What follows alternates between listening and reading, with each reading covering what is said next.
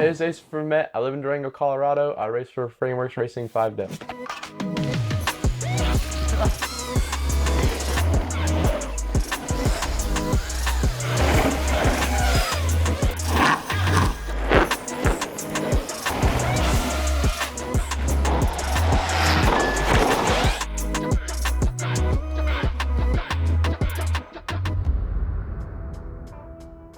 Dude, thanks so much for, first of all, for doing this, coming out after like literally 2 days after the race in Leogang. Yeah, it was a sick day out shredding. Yeah, it was. Long day. It's fun. It's good. We're doing laps after World Cup. How's the 2025 season gone for you so far? Not great, not terrible. I crashed the first 2 rounds in Poland. I slid out trying to do this inside line, the mud, and was like, I mean, I wasn't too mad about that. I was like, just a mistake. And then in Ludenville, I was like 3 seconds up in the second split. I thought I was down just for some reason. I don't know. I didn't think I was having the best top section. And I came into this section thinking I need to push and pushed too hard over the limit of the track and hit my bar on this tree and fell down there too. So it's been like a bit of a rough start. I got 5th with a crash in Ludenville still, so it wasn't terrible. But this weekend in Leogang definitely turned it around like a little bit. Definitely more. I mean, I didn't have a crash. Smooth run, got 3rd place, so it's pretty good. Definitely want to be higher up, but we got some more rounds. Yeah, we're still at like 3 out of 10, so yeah, we've got a way to go. It was pretty sick in Ludenville, like 5th place with a crash. Yeah.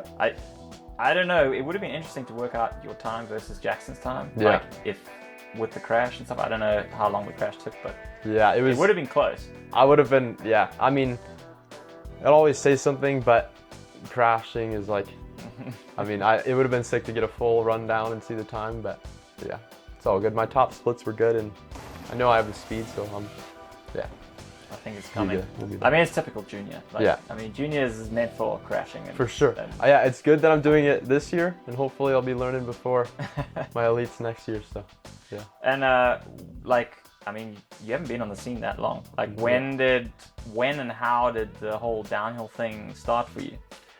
I started like riding bikes when I was 4 or 5 with just my parents and Moto, same like age. And I've just been riding ever since, really, but I didn't start racing.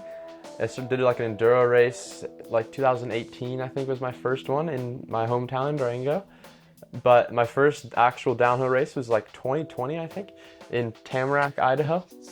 I did this downhill race. And that is insane. The year I turned 30, you did your first race. Yeah, it is crazy. And like, how did that go? I mean, like, what was the progression like to go from there to like doing your first race to now being on a factory, like pretty much a factory team? Yeah, I mean, it went pretty quick. Only in basically 5 years is my racing career so far. So that year, me and my dad put like 60,000 miles on the truck, just going back and forth in the US, doing all the just domestic races, really. And I got a couple sponsors, like Envy Wheels was one of my first sponsors. And just going around, I think my first real bike sponsor was GT. I got them in like Bootleg Canyon, like 2021 or something, like either 1 or 22. But yeah, and then just kept going up. And then my first time ever talking with Nico was after the 2022 US Open. I beat him. And he came up to me after the race and he was like, "Who are you?" Yeah, he just asked me to be on the team, really. He's like, "You want to try to ride my bike?" And then, I mean, it wasn't even a team, and he just started it from there. And now we're racing World Cups. Was it like, was there a point where you knew like that you wanted to be a pro racer, or like was it always something that you wanted from when you were a kid, or did it kind of just like happen? I think it just really happened. Like it wasn't really like a goal. Like it was more of like a dream, kind of, you know. Like it wasn't really attainable, I guess, but ever since like 2020 after the US Open, it was like starting to get like more real and then more real, and now it's what's going on, so it's crazy. And yeah, so you've been doing the racing thing now, like, and I know you mentioned you're pretty keen to do something like Rampage. Yeah. Is that gonna happen? I mean, it's definitely like if there was an opportunity for me to do it, I would take it. I love the free ride side of biking too, and I don't want to just be like a racer. It'd be cool to branch out in other departments. Be cool. And like you did hardline as well. Yeah, I'm stoked on hardline as well. Yeah, almost. It was close. How do you think, like, you know, racing World Cups versus something like hardline? Like, what do you think is the, like, is it like all these top guys, Bruni, whoever? Yeah. Would they come over to hardline and be able to also win those, or you think it's like quite different? I mean, I think, yeah, I mean, there's skills on the bike are not going to change if they go to a different track. They're still like, however good like Loic is insane, obviously, and if he came to hardline, he would probably do really good.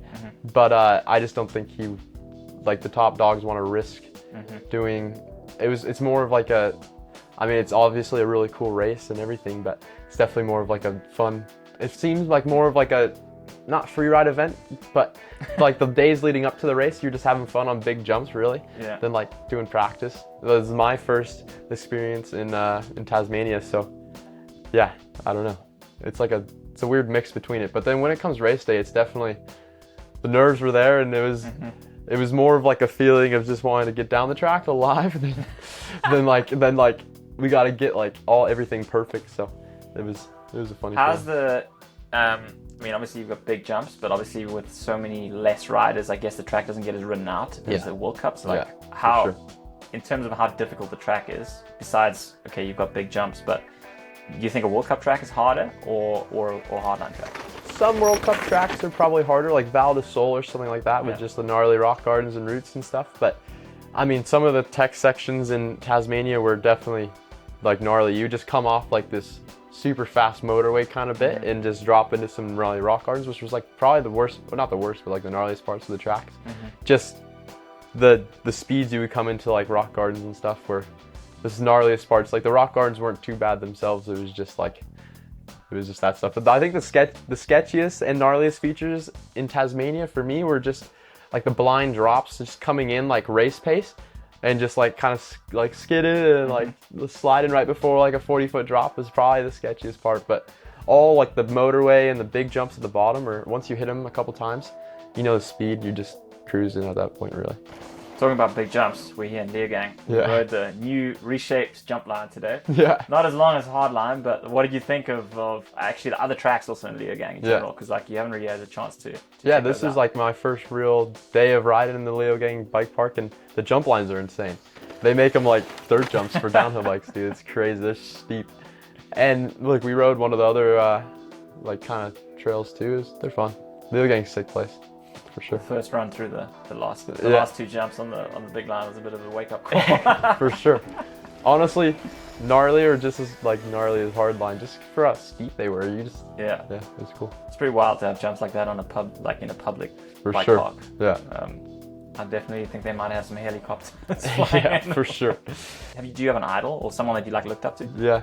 As like a kid, I didn't really watch as much like downhill as like I've always watched videos that like they've always like been saying like who they looked up to, and Aaron Gwynn is definitely like one of the biggest dudes I've always been looking up to, but I really haven't been watching for that long. I've been watching Moto for more of my life, and I mean it's totally different sport really, but like Tomac or all those dudes are super cool too. So I mean, being on a team with Nico Mullally, he's been doing it for a long time too, and I don't really know who my biggest idol is though, really.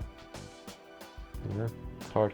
And what about someone that, like, in the current field, I mean, I don't know, maybe you don't, besides yourself, obviously, like, you got one of the guys that are ripping, but, like, who are the guys that you watch in practice and are like, dude, juniors? That was insane. Like, juniors or elites, like, whoever impresses you. Yeah. I mean, everybody's so, like, skilled now and ripping. Like, the entire, like, basically, like, all the dudes that make it into the finals, you look at them and they all go in the same speed on the track, really, but I mean, the main ones that I like, the dudes that are like steezy and ripping, like not just the speed, but so like, I mean, Jackson's always doing big whips and stuff like that, and like, I always love when Brendan Fairclough was riding downhill. I love his style, just like big whips and just kind of more free riding downhill racer type thing. Did you ride Moto as a youngster? Yeah, I rode probably more Moto than anything. Yeah. Well, so like I got a P Dub 50 when I was like 4 or 5. Okay. And a Strider or whatever when I was about the same age. But ever since then, yeah, I went up the CCs in the dirt bike, and yeah, just rode with my dad down in the desert almost every weekend. So you still watch like Supercross Moto? For sure. Like, because I follow everything else. You used to race Moto as well. So you probably heard, I don't know if it was Gypsy Tales podcast or one of those, like Ken Roxon was talking about like maybe coming over to downhill do something. Yeah. What do you think about that? I think it'd be super cool. I don't know how good. I mean, he's obviously insane on a moto. Yeah. And I mean, if he did good at a mountain bike race, it'd be sick. And I think it would bring a lot of other fans to the sport too, which would be really good. I don't know for him personally, like if he would do like great at the race, it'd be cool to see him riding. But I'm sure if he trained, he would be good. But like, it's gnarly. Like it's like if a mountain biker went and tried to do a Supercross. Do you see that thing a few years ago, Bernard? Yeah, like tried to go Supercross at Anaheim thing. Yeah, it's pretty crazy to like. It'd be cool to try like that. Yeah.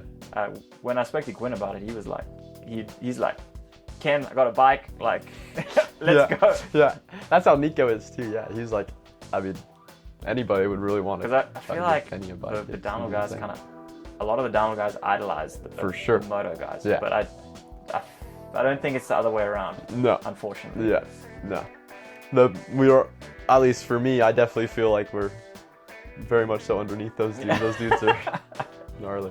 The day before I flew out here, I was riding with Tomac at his ranch. No way. Yeah, Eli, yeah. Great. Do you know them? We've just started. I bought one of his practice bikes, and we've like hung out with, or like we talked with John Tomac a little bit, and he invited me out, and Eli was riding, and I got to ride and do like kind of like 2 30-minute motos with him almost. No way, that's so sick. So sick. Does he do some mountain biking as well, Eli? Yeah, they both, obviously John's insane, but yeah, they have like this little trail system by them, and there's really good riding by where I live, so yeah, they're always riding bikes too. So maybe you can do like moto on the side. Maybe. Moto career. Maybe, it'd be sick. It'd be super cool. Dude, thanks so much for making this happen, and thank you. Like, yeah, it was a sick day out riding. It was, for sure.